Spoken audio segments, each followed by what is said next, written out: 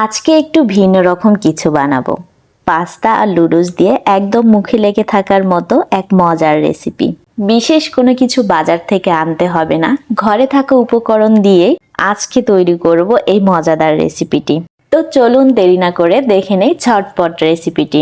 প্রথমে 1 cup pasta আর একটি নুডলসের প্যাকেট থেকে অর্ধেক নুডলস ভেঙে নিয়ে রাখুন। এবার একটি প্যানে 2 কাপ পানি গরম করে পাস্তা ও নুডলস একসঙ্গে সিদ্ধ করে নেব।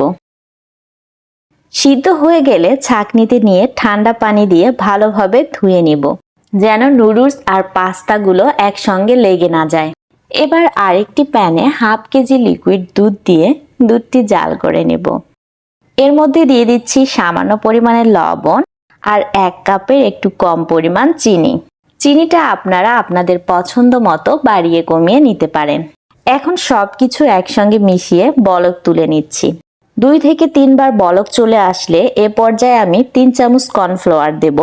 আমি আগে একটু দুধ তুলে ঠান্ডা করে রেখেছিলাম, সেটি দিয়ে কর্নফ্লাওয়ারগুলো মিক্স করে তারপর দুধে দিয়ে দিচ্ছি। কর্নফ্লাওয়ার দেওয়ার সাথে সাথে কিন্তু অনবরত নাড়তে হবে, না হলে দলা পাকিয়ে যাবে। দুধটা কিন্তু এখন খুব তাড়াতাড়ি ঘন হয়ে আসবে কর্নফ্লাওয়ার দেওয়ার কারণে।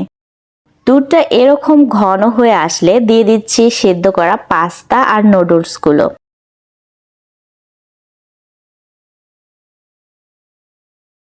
এগুলো একসঙ্গে কিছুক্ষণ জাল করার পর দিয়ে দিচ্ছি কুচি করে কাটা কাঠবাদাম।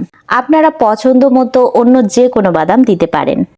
এতে কোনো রকম চিজ না দিয়েও পাস্তা নুডলসে এক ধরনের স্টিকি ও ক্রিমি ভাব চলে আসছে। বাচ্চাদের জন্য এটা দারুণ পছন্দের হবে। ইচ্ছে করলে এর মধ্যে ফ্রুটস কিংবা ড্রাই ফ্রুটসও দিয়ে পরিবেশন করতে পারেন।